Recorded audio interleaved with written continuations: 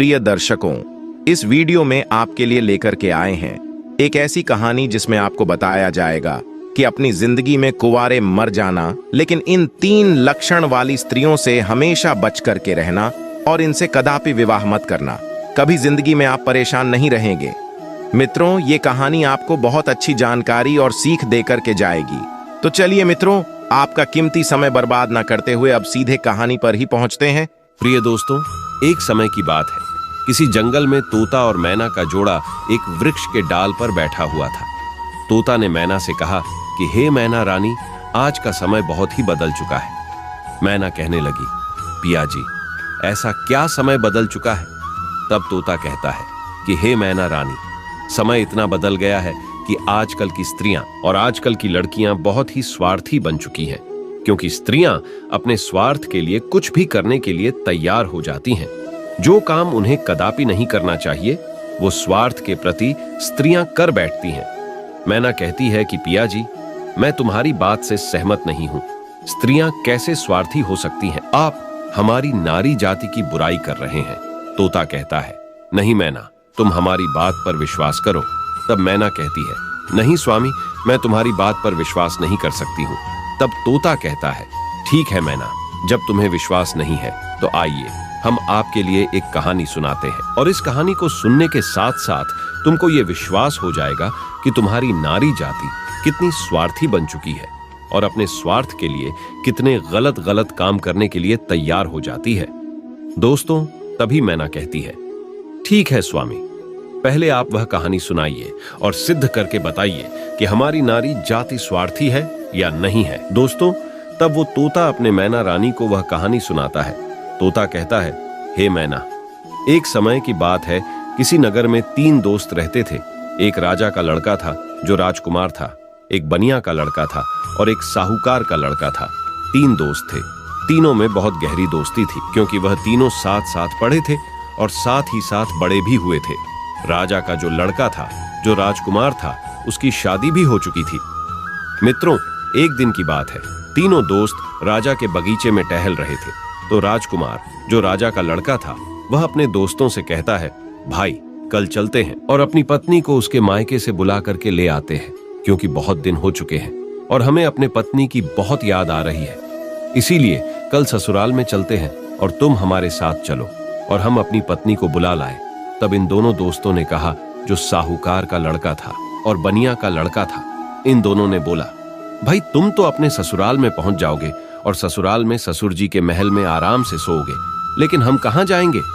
तब राजकुमार कहता है, मेरे भाई, तुम कोई सराय देख लेना और एक रात की ही तो बात है, रात सराय में काट लेना और सुबह मैं अपनी पत्नी को लेकर के आ जाऊंगा और आराम से घर के लिए निकल चलेंगे।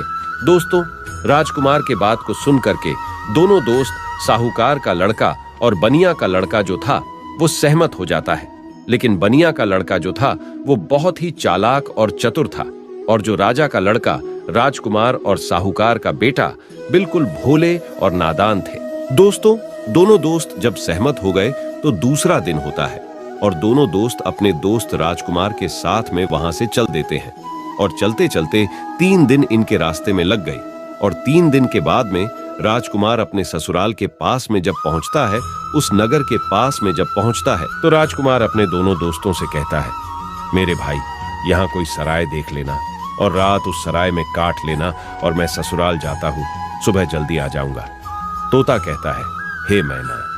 राजकुमार इतना कहने के बाद अपने ससुराल के लिए चला जाता है और इधर साहूकार का लड़का और बनिया का लड़का सराय की तलाश में निकल जाते हैं। ढूंढते ढूंढते उनको एक सराय दिखाई देती है और सराय के जब समीप पहुंचते हैं तो उन्होंने देखा कि यहाँ खाने पीने की भी व्यवस्था सही है और रुकने की भी व्यवस्था सही नजर आ रही है। दोस्तों, सराय के दरवाजे पर जब वे पहुंचे तो वहां उन्होंने एक बुढ़िया को देखा। उस बुढ़िया के पास में जाकर कहने लगा, हे माता, हम इस सराय में रात व्यतीत करने के लिए आए हैं और सुबह चले जाएंगे। हमारे लिए इस सराय में जगह दे दो जो हम रात सही से काट सके। दोनों दोस्तों की बात को सुन करके वो बुढ़िया जो थी, वो कहने लगी, देखो बेटा, चाहे कहीं भी रुक जाओ, चाहे कहीं भी जाकर के रात काट लो, लेकिन इस सराय में आप ना रुके, इस सराय में आप रात ना गुजारे। तब दोनों दोस्त ने पूछा, ऐसा क्यों माता? तब बुढ़िया कहती है, मेरे पुत्र, इसमें अगर आप रुके तो आप जिंदा नहीं बचेंगे, क्योंकि आपकी मृत्यु हो जाएगी। दोस्तों, इस तरह से वो बुढ़िया जो थी साहूकार के लड़के और बनिया के लड़के को समझा रही थी। तब तक एक बहुत सुंदर लड़की, एक बहुत सुंदर युवती दरवाजे के भीतर उस साहूकार के लड़के को दिखाई दे जाती है। साहूकार के लड़का ने जब उस सुंदर युवती को देखा तब वो उस पर मोहित हो गया और उसके साथ रात में रुकने के लिए वो तैयार था। उतावला हो रहा था कि किसी ना किसी तरीके से हम इसके साथ रात गुजार लें। मित्रों, इधर वो बुढ़िया समझाती रही, लेकिन साहूकार का लड़का नहीं माना। साहूकार का लड़का जो था वो अपने दोस्त से कहता हुआ चला गया कि दोस्त, तुझे कहीं जगह मिल जाए तो तू रुक लेना, पर हम तो इसके साथ में ही रुकेंगे। दोस्तों, इतना कहने के बाद में वो साहूकार का लड़का जो था उस सुंदर युवती के साथ में रुकने के लिए वो अंदर चला गया। और जो सराय में एक हॉल टाइप का रूम यानी हॉल जैसा एक कमरा था, वो बहुत गहरा और लंबा था। उसमें वो सुंदर युवती के साथ में साहूकार का बेटा चला जाता है। दोस्तों, इधर रात हो चुकी थी और सोने का भी वक्त कुछ समय में होने वाला था। दोस्तों, वो तोता मैना से कहता है, इधर साहूकार का लड़का उस सुंदर युवती के साथ में सराय के अंदर चला गया, लेकिन बनिया का लड़का बाहर रह गया, जो बहुत ही चालाक था, वह चतुर था और समझदार था। बनिया का लड़का ने उसे रोका भी, लेकिन वो नहीं माना। अब दोस्तों, बनिया का लड़का जो था वो बुढ़िया के पास फिर से पहुंचता है और कहता है, हे बूढ़ी माता, मैं आपकी बात को समझा नहीं। आपने कहा कि इस सराय में जो रुकेगा उसकी मृत्यु हो जाएगी और वह सुबह जिंदा लौट करके नहीं आएगा। इसका क्या कारण है, बताने की कृपा करें। मित्रों, तब वो बुढ़िया कहती है, बेटा, तुम उसे रोक रहे थे, लेकिन तुम्हारा दोस्त नहीं माना। मुझे डर है कि वो सुबह आपको जिंदा नहीं मिलेगा। बनिया का लड़का कहने लगा, वही तो मैं आपसे जानना चाहता हूं, माता, बात क्या है, खुल करके बताओ। तब बुढ़िया ने कहा, बेटा, ये जो सुंदर युवती आपके दोस्त ने देखी, जिसके साथ में वह अंदर चला गया, ये सुंदर युवती जो है ये एक वैश्य है और नागिन है। ये रात में अपना रूप बदल लेती है और जिसके साथ ये रात में रुकती है उसी को डस लेती है और उसको मार देती है। इसलिए हमको डर है, क्योंकि जो भी गया वो जिंदा लौट करके नहीं आया। तोता मैना से कहता है। बनिया का लड़का ये सुन करके घबरा गया और कहने लगा, हे बूढ़ी माता, हमें कोई रास्ता बताओ जिससे हम अपने दोस्त की जान बचा सके। तो बुढ़िया कहती है कि बेटा, मैं तुम्हें एक तलवार देती हूं और अगर तुम उस नागिन का वध कर सको तभी तुम्हारा दोस्त बच पाएगा। बनिया का लड़का समझदार और चतुर था, वो तैयार हो गया और कहने लगा, माता, लाइए तलवार, मैं अपने दोस्त का जान जरूर बचाऊंगा, चाहे हमारी जान ही क्यों ना चली जाए। मित्रों, बुढ़िया बनिया के लड़के को तलवार देती है और वो चुपके से सराय के अंदर घुस जाता है और जहां उसका दोस्त साहूकार का बेटा उस वैश्य के साथ में लेटा हुआ था, वही पास में एक कोने में जाकर के बैठ जाता है और इंतजार करने लगता है कि कब ये नागिन का रूप धारण करे और हम इसको मारे। दोस्तों, आधी रात का समय होने वाला था और तभी वह सुंदर युवती जो नागिन थी वह अपना रूप बदलती है और जैसे ही साहूकार के लड़के को काटने वाली होती है तो उसका दोस्त बनिया तलवार लिए तो बैठा ही था, एकदम से उसने तलवार चलाई और उस नागिन का वध कर दिया और वो सुंदर युवती मर गई। दोस्तों, इस तरीके से उसने अपने दोस्त की जान बचाई और उस मरी हुई नागिन को पलंग के नीचे रख दिया एवं छिपा दिया। दोस्तों, तब तोता मैना से कहता है, वो बनिया का लड़का जो था इतना काम करने के बाद, अपने दोस्त की जान बचाने के बाद सराय से बाहर निकल आता है और जब बाहर निकल आया तो उसने क्या देखा कि एक सुंदर स्त्री जो है वह जंगल की तरफ जा रही है। उसने देखा और विचार किया कि ये सुंदर स्त्री जंगल में इतनी रात में कहां जा रही है, हमें देखना चाहिए, इसके पीछे पीछे जाना चाहिए और ये जानकारी लेना चाहिए कि ये जा कहां रही है। वो बनिया का लड़का जिसके हाथ में तलवार था, जिसने नागिन का वध किया था, वो उस सुंदर स्त्री के पीछे चल देता है और वो बनिया का लड़का सोचता जा रहा है कि देखे ये कहां जा रही। वो स्त्री चलती चली गई और जंगल में एक साधु का आश्रम था और वो स्त्री साधु के आश्रम पर पहुंच गई और जाकर के उसने साधु से मुलाकात की और वो सारा नजारा बनिया का लड़का दूर से ही देख रहा था। जब उसका जाने का समय हुआ तो साधु से मिलने के बाद फिर वो सुंदर स्त्री हाथ जोड़ करके कहने लगी, आज आपसे मेरी आखिरी मुलाकात है। साधु कहने लगा, वो क्यों? तो वो सुंदर स्त्री जवाब देती है, हमारे पति हमें लेने के लिए आए हैं और अभी हमारे घर पर ठहरे हुए हैं। कल मैं अपने पति के साथ ससुराल चली जाऊंगी। आज के बाद फिर मैं आपसे मिलने के लिए नहीं आ पाऊंगी। तब वो साधु कहने लगा, रोजाना तो हमारे पास आती थी, लेकिन अब हमें धोखा देकर के जा रही हो और कह रही हो कि अपने पति के साथ जा रही हो। तब वो सुंदर स्त्री जवाब देती है, हाँ, मेरा पति मेरे घर पर ठहरा हुआ है और कल मैं ससुराल चली जाऊंगी।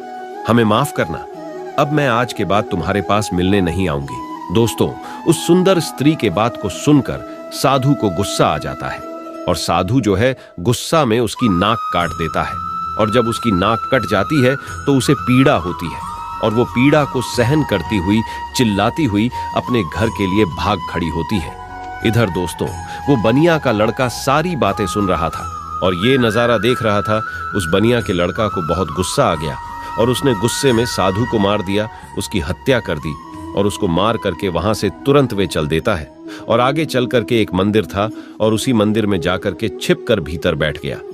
अब वो सोचता है कि हे प्रभु, इस दुनिया में हो क्या रहा है। अब इधर जो वो बनिया का लड़का मंदिर के अंदर बेचारा चुपचाप बैठा हुआ था, वहां पर कुछ चोर आते हैं और चोर मंदिर के बाहर से हाथ जोड़ करके कहता है, हे देवी माँ, हम चोरी करने के लिए जा रहे हैं और अगर ये हमारी चोरी आसानी से हो जाए और हम ना पकड़े गए तो कल हम तुम्हारे पास तुम्हारे लिए राजा के लड़की को लाएंगे और उसकी बलि चढ़ाएंगे।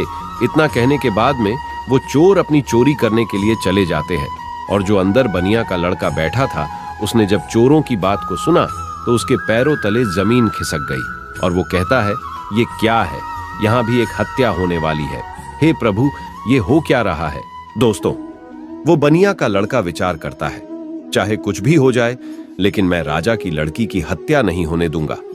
ये सोच करके वो मंदिर में बैठा रहा। इधर दोस्तों, क्या हुआ कि वो स्त्री जो थी जिसकी नाक साधु ने काटी थी, वो अपने घर पर पहुंची और उसने रोना धोना बंद किया। बाकी पीड़ा तो सता रही थी। उसने विचार किया, अगर सुबह लोग हमको देखेंगे तो पता नहीं, ना जाने मेरे बारे में क्या कहेंगे। हमें शर्म से अपना सर नीचा झुकाना पड़ेगा। क्यों ना हम अपने पति को फंसा दे और ये कह दे कि हमारे पति ने मेरी नाक काट ली। तो वही हुआ।